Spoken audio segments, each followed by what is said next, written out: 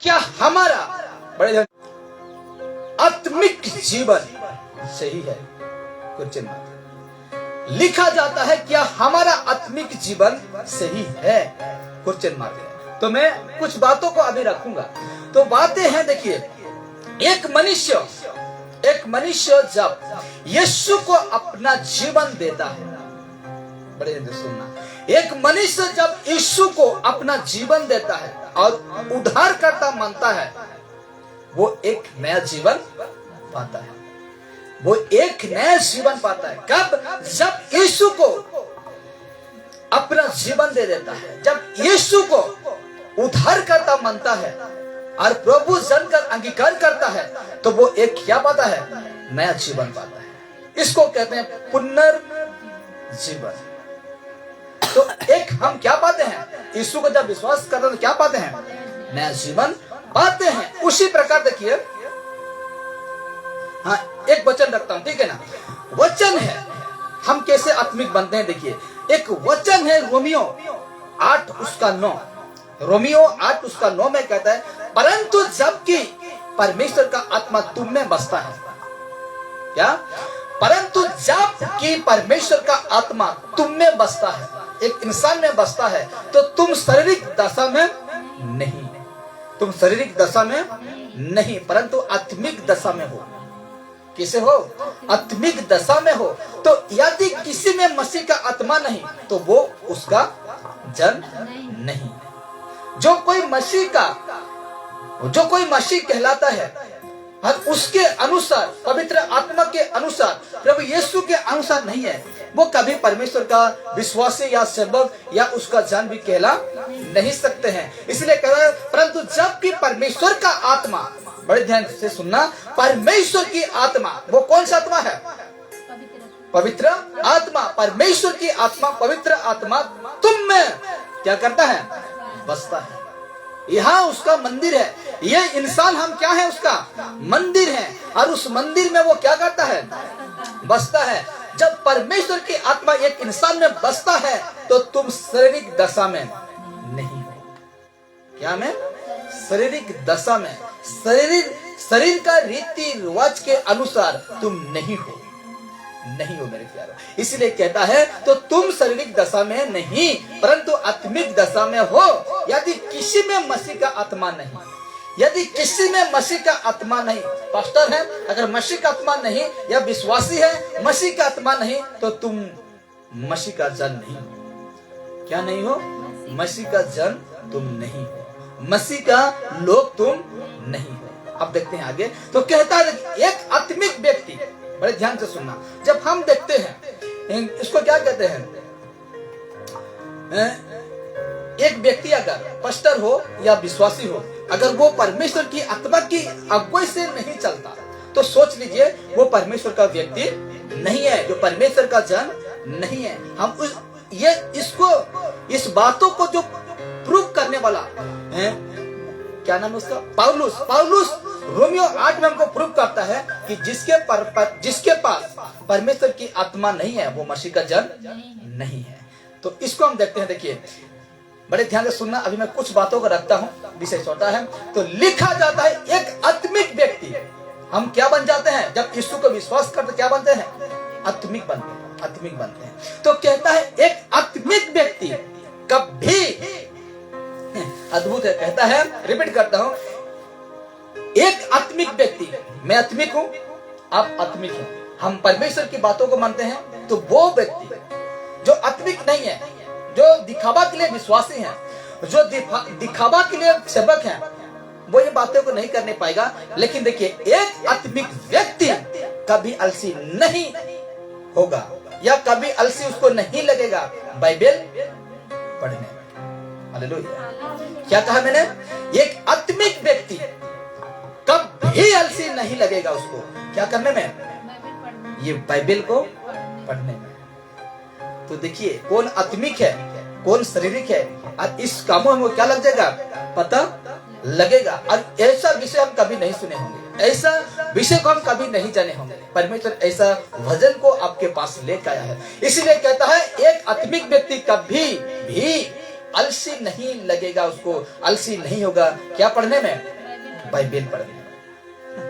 एक आत्मिक व्यक्ति है। और जो आत्मिक नहीं है, जो परमेश्वर को दिखावा के लिए विश्वास करते हैं, परमेश्वर को नहीं लोगों को दिखावा के लिए विश्वास करते हैं, वो बिल्कुल शाम हो या सवेरे हो, दोपहर हो या जैसे हो, वो मोबाइल में, वो टीवी में, वो दुनियादारी दोस्त में, वो यहाँ वो वहां, वो इधर वो उधर चलते रहेगा, लेकिन बाइबल पढ़ने के लिए उसको मन नहीं लगेगा। लेकिन जो आत्मिक है उसको कभी आलसी नहीं लगेगा बाइबल पढ़ने में। पहला था। दूसरा देखिए, एक आत्मिक व्यक्ति को कभी आलसी नहीं लगेगा प्रार्थना करने में। क्या करने में? प्रार्थना। किसको किसको किसको आलसी नहीं लगेगा प्रार्थना करने में? आत्मिक व्यक्ति। तो एक एक विषय को आप अभी जांच ले, एक एक विषय को अभी परख ले। क्या आपको बाइबल पढ़ने के लिए आलसी लगता है? क्या आपको बाइबल पढ़ने के लिए कोढ़ी लगता है? तो सोच लीजिए मेरे प्यारे, आप आत्मिक नहीं है। दूसरा था, क्या था? एक आत्मिक व्यक्ति को कभी भी आलसी नहीं लगेगा प्रार्थना करने में। क्या करने में? प्रार्थना करने में कभी भी उसको आलसी नहीं लगेगा। देखते हैं तीसरा आता है, एक आत्मिक व्यक्ति को कभी भी आलसी नहीं लगेगा वचन सुनने में। कभी भी आलसी नहीं लगेगा क्या करने में? वचन सुनने में। क्यों? क्योंकि हमको कौन अगुवाई करता है? पवित्र आत्मा। किसकी बातों को सुनता है? यीशु की बातों को सुनते हैं, और वो आत्मा हम लोगों का अंदर रहकर उसको सुनने के लिए तैयार करता है। बाइबल पढ़ने के लिए हमको तैयार करता है, वचन सुनने के लिए, प्रार्थना करने के लिए हमको क्या करता है? तैयार करता है। इसलिए तो मैं कह रहा हूं, एक आत्मिक व्यक्ति को कभी आलसी नहीं लगेगा वचन पढ़ने में या वचन सुनने में, कभी आलसी नहीं लगेगा। एक आत्मिक व्यक्ति को जो सच्चा परमेश्वर से प्रेम करते हैं ना, उसको ये बातें कभी उसको आलसी या कोढ़ी नहीं लगेगा। हम आगे देखते हैं, एक आत्मिक व्यक्ति को कभी आलसी नहीं लगेगा परमेश्वर का काम करने में। क्या? परमेश्वर का काम करने में। हम तो एक व्यक्ति को कुछ कह देंगे, वो नहीं आएगा। परमेश्वर का काम के लिए कुछ हम कह देंगे तो वो व्यक्ति नहीं आएगा, लेकिन वो करेगा जो आत्मिक है। वो करेगा जिसके अंदर परमेश्वर अगुवाई करता है। वो व्यक्ति करेगा जिसके अंदर परमेश्वर का आत्मा बैठकर उसको अगुवा करता है, उसको सिखाता है, उसको स्मरण करता है। वो व्यक्ति परमेश्वर का काम को क्या करेगा? करेगा। लेकिन जो शारीरिक है वो उसको आलसी लगेगा। क्या लगेगा? मैं यहाँ जाऊं या यहाँ जाऊं, मुझे यहाँ पैसा मिलेगा लेकिन मुझे यहाँ नहीं मिलेगा। लेकिन तुम इसको भूल जाते हो क्योंकि तुम आज कमाई कर रहे हो जो शरीर के धन के लिए, वचन के लिए। इसलिए कहता है, एक आत्मिक व्यक्ति को कभी आलसी नहीं लगेगा परमेश्वर का काम करने के लिए। जो आत्मिक है ना, वो परमेश्वर का छोटा काम हो या बड़ा काम हो, जैसा भी काम हो, लेकिन परमेश्वर का काम हो, वो उसको आलसी नहीं लगेगा, बिल्कुल नहीं लगेगा। अब आगे देखते हैं, एक आत्मिक व्यक्ति को, एक आत्मिक व्यक्ति कभी नहीं पछताएगा त्याग जीवन जीने में। क्या? एक आत्मिक व्यक्ति कभी नहीं पछताएगा पुराना जिंदगी को सोचकर, मैंने क्या कर दिया, मैंने यीशु को क्यों ग्रहण किया, ऐसा कभी नहीं पछताएगा। एक आत्मिक व्यक्ति कभी भी ये त्याग जीवन जीने में कभी भी नहीं पछताएगा। जो शारीरिक है वो पछताएगा। मैं आज यीशु को जाना मुझे समझ से निकल दिया गया, लेकिन मैं जब यीशु को ना जानता तो मैं वहां बैठ के उस लोगों के साथ खाना खाता, लेकिन आज मैं वो करने नहीं पाया। ऐसा विषय को कभी नहीं पछताएगा। जो आत्मिक है ना, वो ऐसा विषय को कभी नहीं पछताएगा। त्याग जीवन जीने में कभी नहीं पछताएगा। दूसरा, अच्छा आगे देखते हैं तो कहता है, एक आत्मिक व्यक्ति कितना रखता हूं मैंने नंबर नहीं दिया है लेकिन 10 से ऊपर है। एक आत्मिक व्यक्ति कभी किसी के प्रति बुराई नहीं सोचता, नहीं सोचता। ये यीशु का सिखाया हुआ बातें है। तुम दुश्मन के लिए तुम क्या करना? प्रार्थना करना। इसलिए कहता है, एक आत्मिक व्यक्ति कभी किसी के प्रति बुराई नहीं सोचता, कभी नहीं सोचता। और हम आत्मिक नहीं है तो सोचेंगे क्या करेंगे?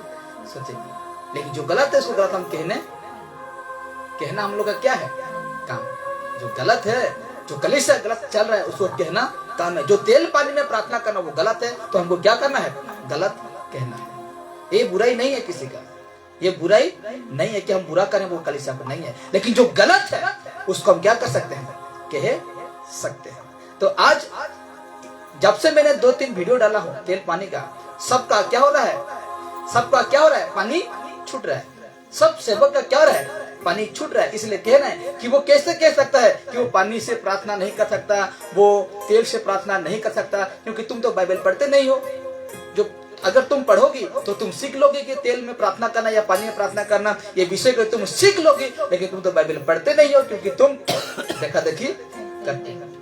उन लोगों के लिए जो मुझे ऐसा कहते हैं, तो देखिए वो लोग पढ़ते नहीं है क्योंकि वो देखा देखी, सुना सुनी, कहा कहीं वो ऐसा करते हैं।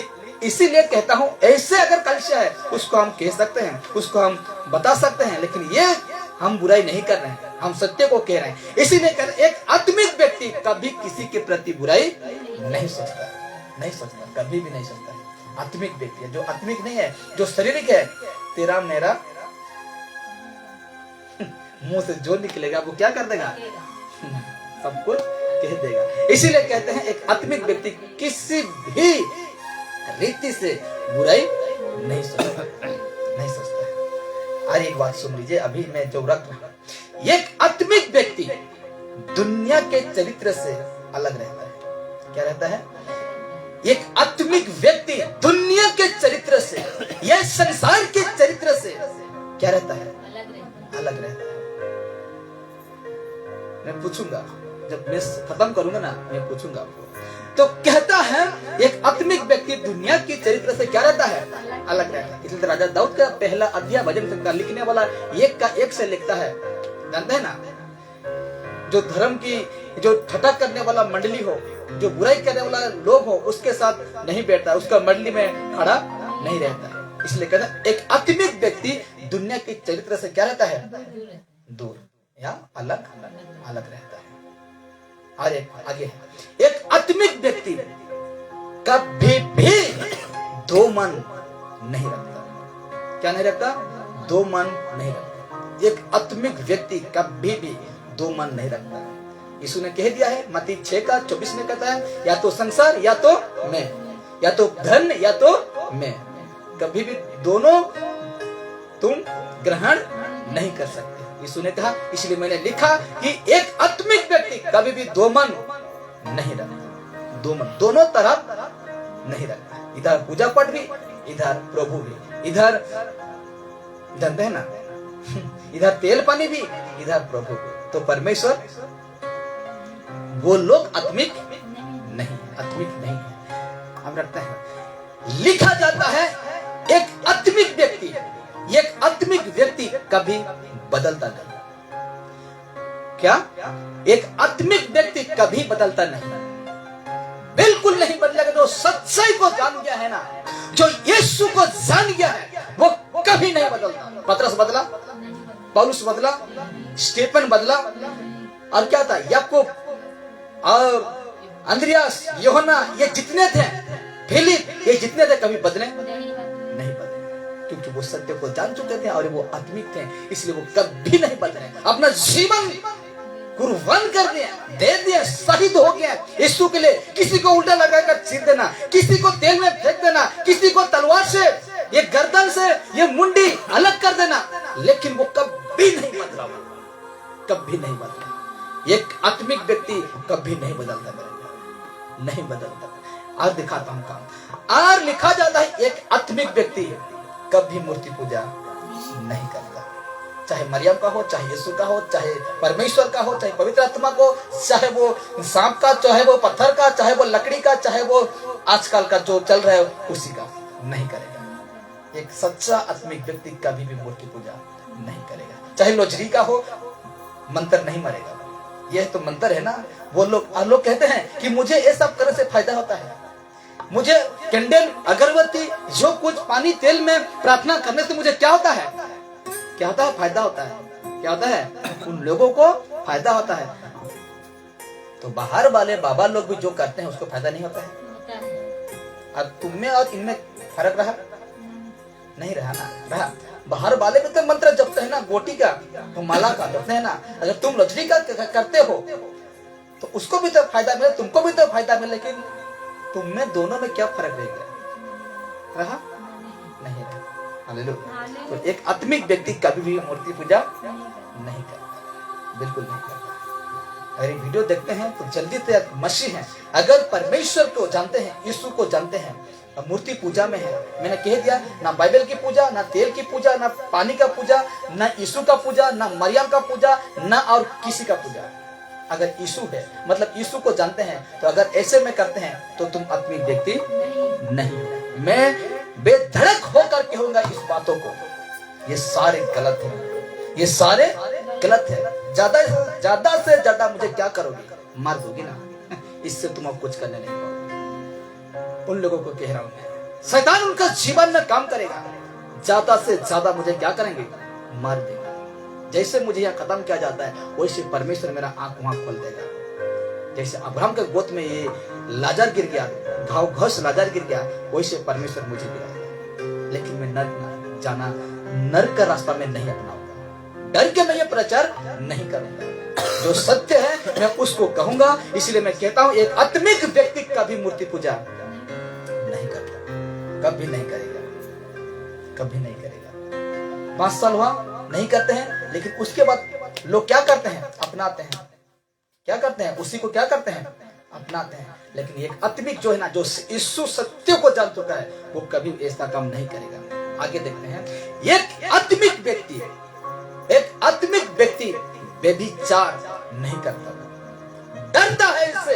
क्या करता है? डरता है उससे, क्योंकि परमेश्वर का भय को अपना जीवन में रख छोड़ा है, इसलिए ये काम नहीं होता है। इसलिए वो ये गलत काम उनके द्वारा नहीं होता है। क्यों? क्योंकि इसको चलाने वाला कोई नहीं है, स्वयं कौन है?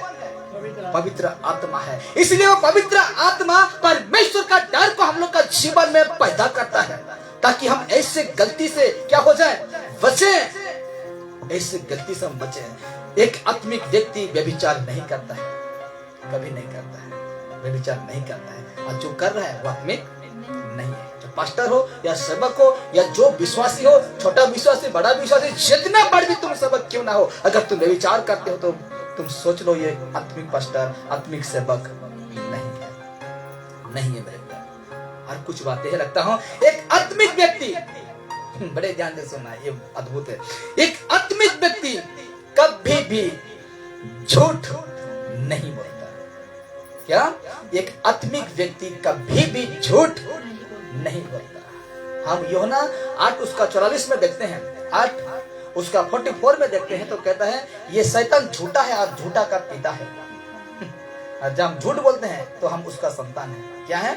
उसका संतान है। एक आत्मिक व्यक्ति कभी भी झूठ नहीं बोलता, नहीं बोलता। एक विश्वासी को गुमराह नहीं करता, एक विश्वासी को उसका झांसे में नहीं फंसाता। झूठ बोलकर तेल पानी में अभी भी कहूंगा, तब भी कहता रहूंगा, ये सारे क्या है? गलत है। और ऐसे में मैं आपको फंसाना नहीं चाहता, तेल और पानी में फंसाना नहीं चाहता, बल्कि मैं आपको फंसाना चाहता हूं यीशु में। कहां? यीशु में फंसाना चाहता हूं, ताकि आप यीशु से दूर ना हो।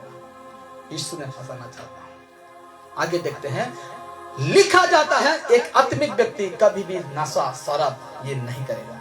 क्या?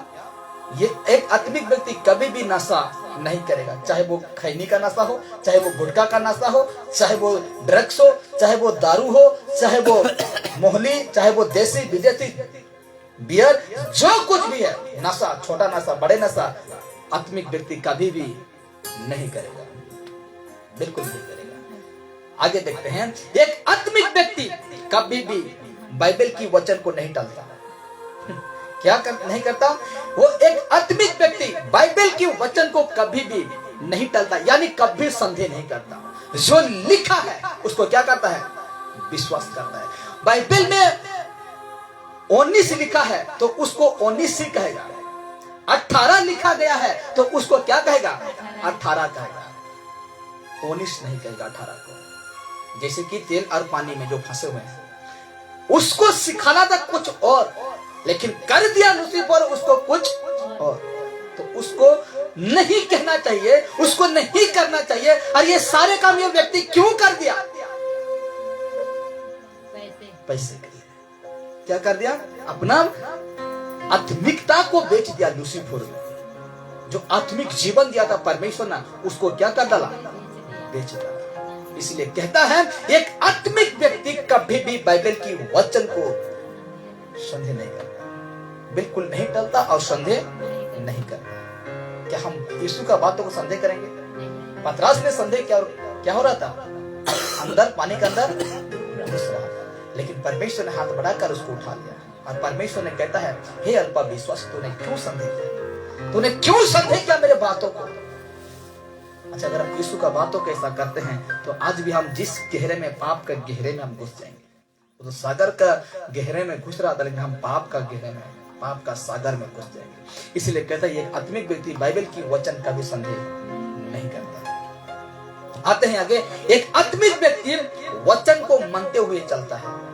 क्या करते हुए? मानते हुए चलता है। एक आत्मिक व्यक्ति वचन को मानते हुए क्या करता है? चलता है। वचन को मानते हुए चलता है। क्या आप मानते हैं?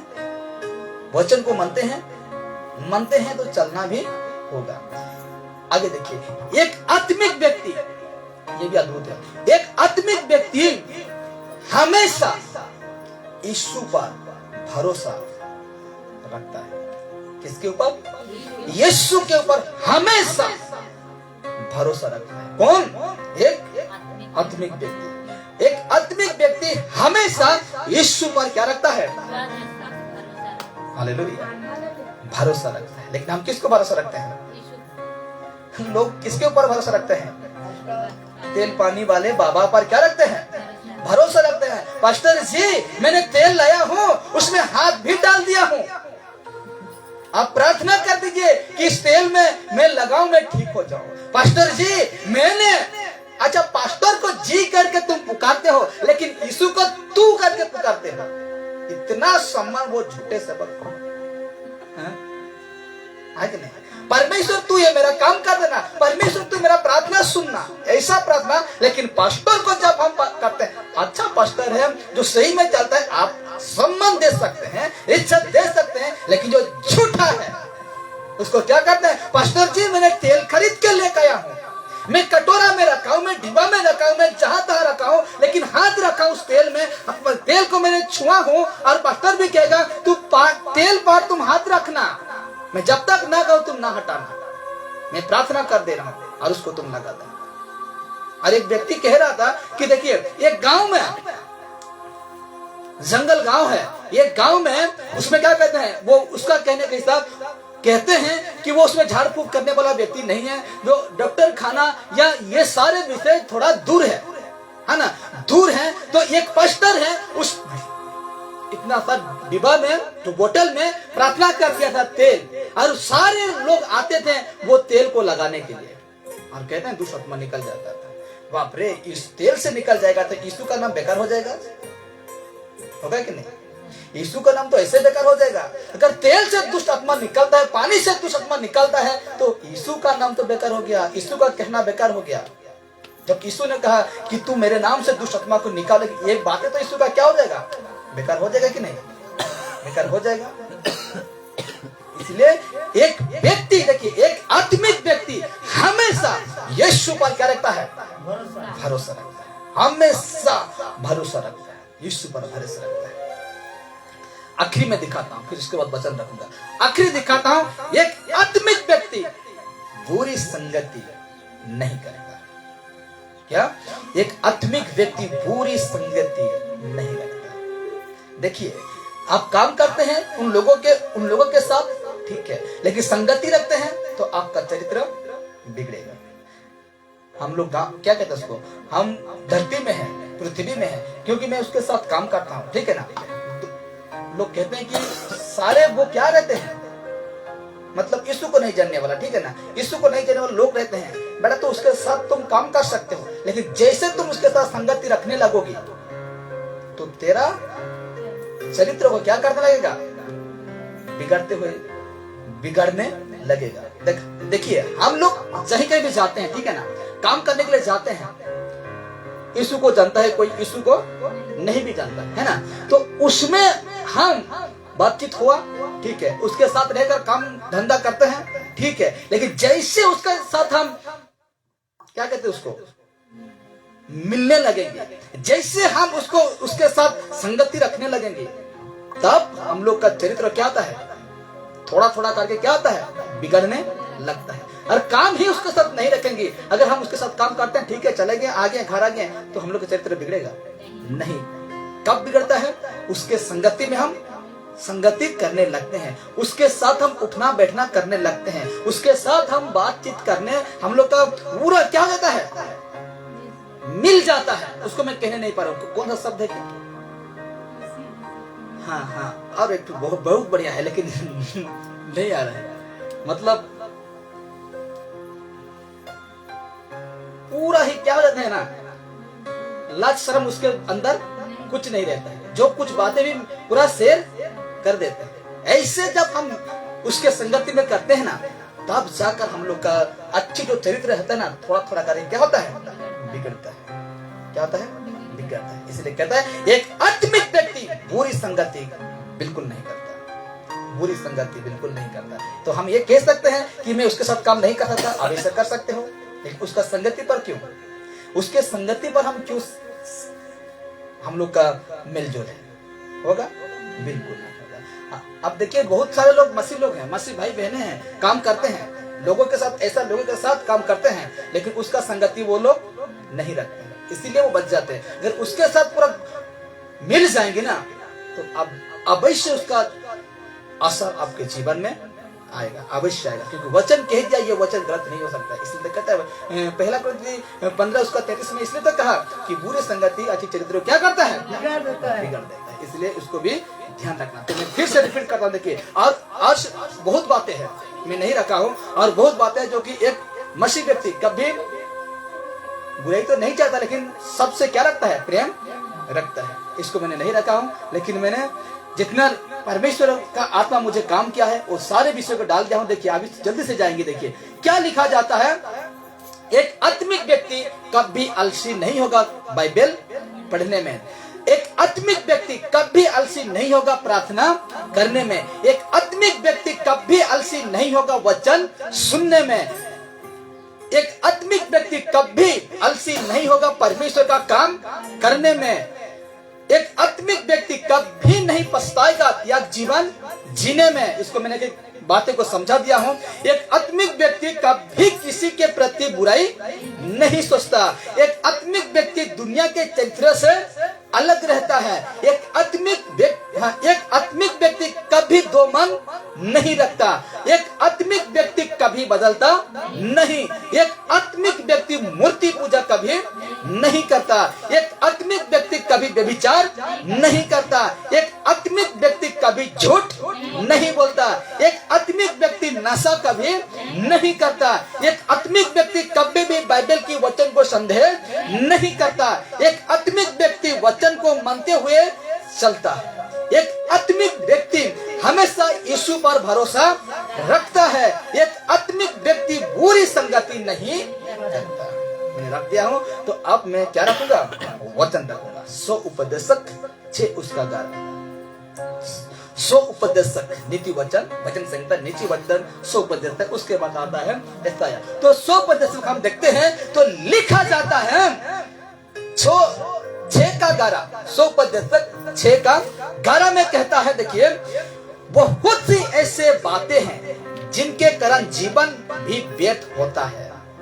क्या होता है, बहुत सी ऐसे बातें हैं, बातें ध्यान रखना, बहुत सी, बाइबल क्या कह रहा है, बहुत सी ऐसे बातें, जैसे जैसे मैंने बातों को रखा ना, आ रहे ना, याद आ रहा है कि नहीं, याद आ रहा है कि नहीं, बातें आ रहा है ना, बहुत सी ऐसे बातें हैं जिनके कारण जीवन और भी व्यर्थ होता है, तो फिर मनुष्य का क्या लाभ, क्वेश्चन लाभ है।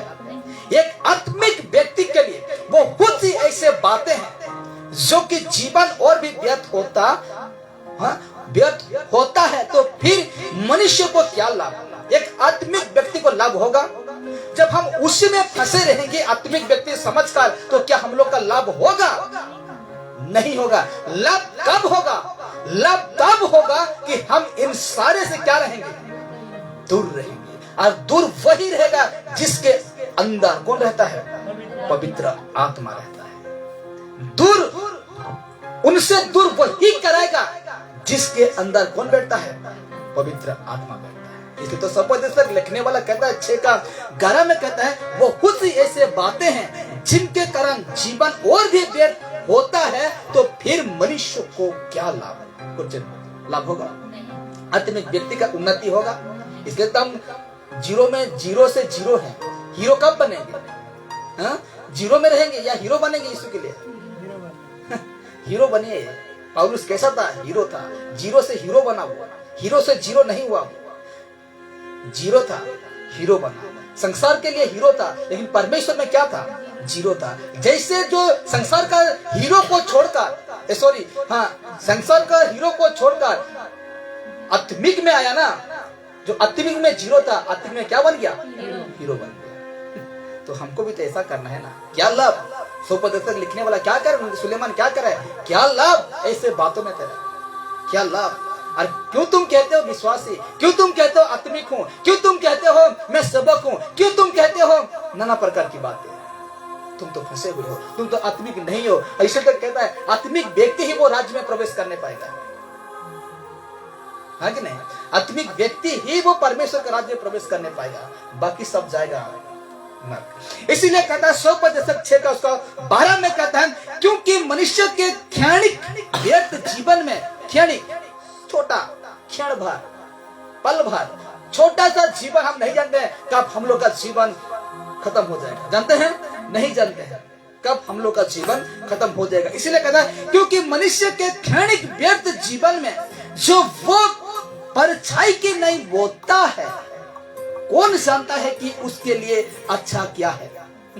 क्वेश्चन मार्क है। कौन जानता है छोटा सा जीवन के लिए उसके लिए क्या अच्छा है?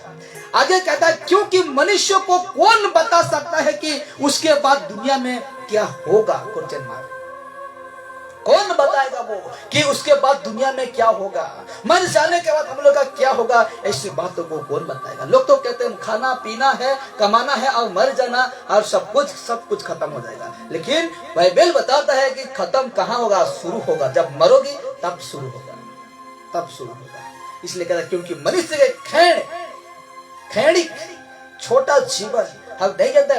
बाइबल बता रहा है ना, ये घास के समान है, फूल के समान है, बोटों की भाप के समान है। कहता है हम लोग का जीवन है ना, ये पल भर में क्या हो जाएगा हम नहीं जानते हैं। और ऐसे बातों को कौन बताएगा? कहता है सुलेमान राजा। आगे रखता हूं मैं एक वचन, यशायाह नबी और 4 उसका 3 में देखते हैं। तो कहता है और जो कोई सिय्योन में बचा रहे, रिपीट करता हूं, और जो कोई सिय्योन में बचा रहे और यरूशलेम में रहे, अर्थात बड़े ध्यान से, यहां से आता है पॉइंट, अर्थात यरूशलेम में जितनों के काम जीवन पत्र में लिखे हो वे पवित्र कहलाएंगे। क्या कहलाएंगे?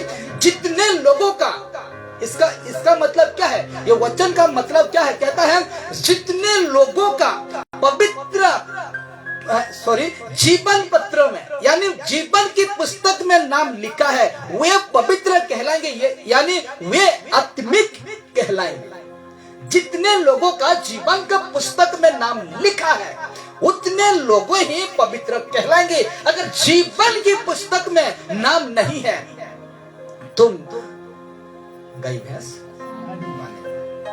इसीलिए कहते हैं और जो कोई सिय्योन में बचा रहे और यरूशलेम में रहे, अर्थात मतलब, अर्थात क्या है? मतलब, और अर्थात यरूशलेम में जितनों के काम जीवन पत्र में लिखे हुए। क्या कहता है? यरूशलेम में जितनों के काम, कामों नाम से कुछ नहीं है, काम से सब कुछ है। मेरा नाम क्या बोलते हैं? मेरा नाम क्या रख दूंगा? जीसू रख दूंगा, यीशु रख दूंगा। नाम से क्या है? काम से होता है। मेरा नाम पतरस, पीटर, पौलुस, स्टीफन, जो कुछ है मैं रख दूंगा, लेकिन काम नहीं है तो नाम रख के क्या फायदा है? फायदा नहीं। तो कहते हैं कि अर्थात यरूशलेम में जितनों के काम जीवन पत्र में लिखे हैं वे पवित्र कहलाएंगे, वे आत्मिक कहलाएंगे। और पवित्र लोग ही तो परमेश्वर के राज्य में प्रवेश करेंगे, हाँ कि नहीं? पवित्र लोग ही तो स्वर्ग का राज्य में प्रवेश करेंगे। तो ठीक उसका यशायाह का 38 उसका 16 पद में कहता है, हे प्रभु, इन्हीं बातों से लोग जीवित हैं। किन बातों से? ये जो गलत रीति से जो निकल चुके हैं, जितने विषय को मैंने पकड़ा हूं, अभी नहीं लूंगा, लेकिन जितने विषय से मैं पकड़ चुका हूं, हे प्रभु, इन्हीं बातों से लोग जीवित हैं। क्यों हम जीवित हैं? क्योंकि वो गलत से हम क्या है, दूर हैं, परे हैं। और इसको समझने के लिए, इसको बुझने के लिए वो पवित्र आत्मा हमके स्मरण कराता है, याद कराता है, इसलिए हम क्या है, जीवित हैं। इसलिए कहता है, आप सोच सकते हैं कि वो भी तो संसारिक है, वो जी रहा है, अविश्वासी वो जी रहा है। अरे उसको एक मौका दिया गया है। क्या परमेश्वर उसको क्या कर दिया है? एक मौका दिया है कि वो कभी ना कभी वो व्यक्ति क्या होगा, सुधरेगा। अगर नहीं सुधरता है तो उसका न्याय वो खुद देगा। बिना व्यवस्था पाए हुए लोगों को भी, बिना वचन पाए हुए लोगों को भी परमेश्वर न्याय करेगा। इसीलिए कहता है, हे प्रभु, इन्हीं बातों से लोग जीवित हैं और इन सभा से मेरी आत्मा और इन सभों से मेरी आत्मा को जीवन मिलता है। मुझे भी मिलता है, आपको भी मिलेगा। इन गलतों से जब हम निकलते हैं, इन सबों से, मैं झूठ नहीं बोलता हूं, मुझे क्या मिलता है? जीवन मिलता है। मैं बाइबल की बातों को संदेह नहीं करता हूं, मुझे क्या मिलता है? जीवन मिलता है। मैं व्यभिचार नहीं करता हूं, क्या मिलता है? जीवन मिलता है। मैं बुरे संगति नहीं रखता हूं, मुझे क्या मिलता है? जीवन। यही बातों को तो समझा रहा है और मैं भी तो समझा रहा हूं कि आत्मिक व्यक्ति होना तो सारे गलत से हमको पारे होकर चलना है। इसीलिए कहता है, प्रभु, इन्हीं बातों से लोग जीवित हैं और इन सभों से मेरी आत्मा को जीवन मिलता है। तू मुझे चंगा कर और तू मुझे जीवित रख। क्या कहा? यशायाह क्या कहता है कि तू मुझे चंगा कर। परमेश्वर से नहीं कहा है, पुराना नियम से भी लिखा हुआ है कि तेल और पानी में प्रार्थना नहीं। चंगा करने वाला यहोवा है, यहोवा परमेश्वर प्रभु यीशु है। तो कहता है कि इनसे हमको जीवन मिलता है, मेरा आत्मा को सुकून मिलता है, मेरा आत्मा को शांति मिलता है। जब मैं ऐसे कामों से दूर रहता हूं तो मेरे आत्मा को क्या मिलता है? शांति मिलता है। हे प्रभु, तू मुझे चंगा कर और मुझे जीवित रख। Hallelujah, hallelujah. मुझे चंगा कर और तू मुझे क्या रख? जीवित रख। उसी को तीतुस कैसे कहता है? देखिए, इसी को तीतुस 3:5 में कहता है, तो उसने हमारा उद्धार किया। किसने उद्धार किया? यीशु ने। किसने उद्धार किया? यीशु ने उद्धार किया। उद्धार हम यीशु से पाए। किससे पाए हैं? यीशु से पाए। हमको पास्टर उद्धार नहीं दिलाया, हमको सेवक उद्धार नहीं दिलाया, हम यीशु का नाम से उद्धार पाए। हालेलुया। तो उसने हमारा उद्धार किया और ये धर्म के कामों के कारण नहीं।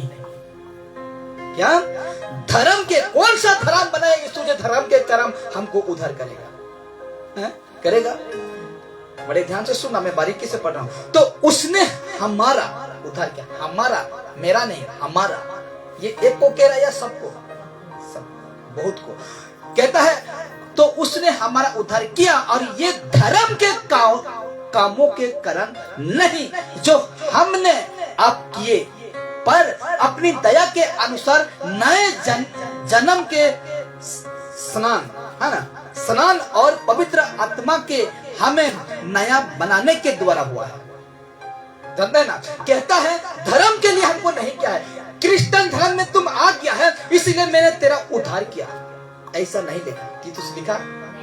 जो लोग मुझे कहते हैं कि हम लोग का क्रिश्चियन धर्म में तेल पानी का प्रार्थना करना बाइबल कहता है। कौन सा बाइबल तुम पढ़ते हो? कौन सा शिक्षक के पास जाते हो? कौन सा सेवक के पास जाते हो कि धर्म कहता है? बाइबल क्रिश्चियन धर्म कहता है। कौन सा बाइबल पढ़ा है कि क्रिश्चियन धर्म? ये हम लोग का उधर इसीलिए हुआ है कि देखिए, जो हमने आप किए पर अपनी दया के अनुसार। किसका दया?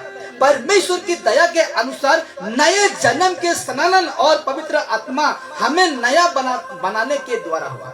हमें परमेश्वर ने क्या किया? हम लोग का जीवन में पवित्र हमको पवित्र आत्मा क्या बनाया? नया बनाया। क्या बनाया? नया बनाया। उस पाप से उद्धार किया, तब जाकर हम लोग का क्या हो गया? उद्धार हो गया। मैं क्रिश्चियन, ऐसे तो बहुत सारे क्रिश्चियन धर्म में है, नहीं है? अभी भी तो पीना खाना में, अभी भी लड़ाई झगड़ा में, अभी भी व्यभिचार में, अभी भी नाना प्रकार के पाप में फंसे हुए हैं। इतना सारे बहुत दक्षिणा देते हैं, बहुत कलीसिया को देते हैं, बहुत पास्टर को दान करते हैं, उसका अभी तक उद्धार नहीं हो गया। धर्म के कारण उद्धार नहीं हो गया। होता कि नहीं? हो जाता। लेकिन गलत रीति से लोग बाइबल पढ़ते नहीं और दूसरों को सिखाते हैं। खुद तो बर्बाद हो चुके हैं, लेकिन दूसरों को भी बर्बाद कर रहे हैं। इसलिए बाइबल कहता है यूहन्ना 3:6, यूहन्ना 3:6 में कहता है, क्योंकि जो शरीर में जन्मा है, बड़े ध्यान से, क्योंकि जो शरीर में जन्मा है वो शरीर है, और जो आत्मा से जन्मा है वो क्या है? आत्मा है। इसको हम क्या समझे? शरीर में तो सबको जन्म लिए हैं कि नहीं? क्योंकि जो यीशु कह रहा है, ये यीशु का मुंह से निकला हुआ शब्द है। कहता है ये जो 3 में देखते हैं ना, यूहन्ना 3 और 1 से पढ़ते जाएंगे तो एक धर्मोपदेश देने वाला निकोदेमुस जिसका नाम था, वो उसको कुछ पूछने आया था। तो कहता है उसको, क्योंकि जो शरीर में जन्मा है वो शरीर है, और जो आत्मा से जन्मा है वो आत्मा है, यानी आत्मिक है। इसको हम कैसे लें? इस वचन को हम कैसे लें और क्या कहें? हम तो सब शरीर में क्या हो चुके हैं? जन्म हो चुके हैं। लेकिन परमेश्वर का वचन क्या कहा इसमें? तीतुस 3:5 में क्या कहा? देखिए, पर अपनी दया के अनुसार नए जन्म के स्नान और पवित्र आत्मा के हमें नया बनाने के द्वारा हम लोग का क्या हुआ? नया जन्म, यानी आत्मिक जन्म हुआ। आत्मिक जन्म जब हम यीशु को अपनाते हैं ना मेरे प्यारो, जब हम यीशु को अपना जीवन दे देते हैं ना, जब हमको एक नया जीवन देता है, तब हम आत्मा में पैदा होते हैं। क्या होते हैं? आत्मा में पैदा होते हैं। अच्छा, इसको पढ़िए, यूहन्ना 3 उसका 5 को पढ़िए। 3 का 5 को पढ़िए जल्दी से। यूहन्ना 3 को और उसका 5 को पढ़िए जल्दी से, उसके बाद हम समाप्ति कराएंगे। हाँ, क्या लिखा जाता है?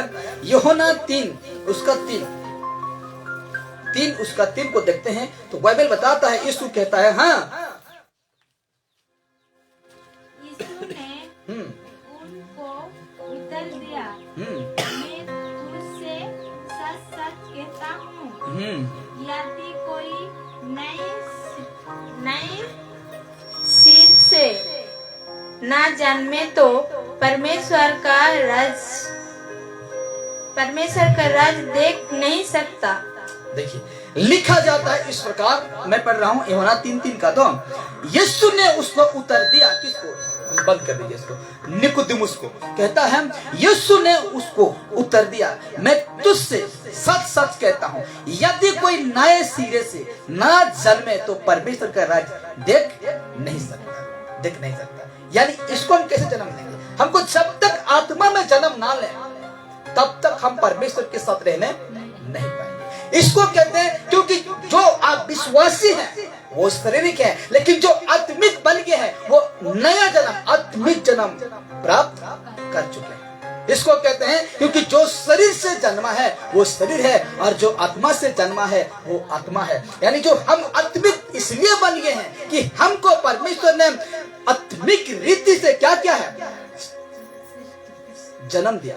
यानी जब हम जैसे कि पाप से हम उद्धार पाते हैं तो हम आत्मिक बन जाते हैं, यानी हम आत्मिक जन्म होता है। उसको कहते हैं आत्मा में जन्म लेना। क्या कहते हैं? उसको कहते हैं आत्मा में जन्म। उसका ठीक 3 का 5 कहता है। देखिए, यूहन्ना 3 का 5 कहता है, यीशु ने उत्तर दिया, मैं तुझसे सच सच कहता हूँ, जब तक कोई मनुष्य जल और आत्मा, लिखा हुआ नहीं कहा, जल और आत्मा से ना जन्मे तो वो परमेश्वर का राज्य में प्रवेश करने नहीं कर सकता।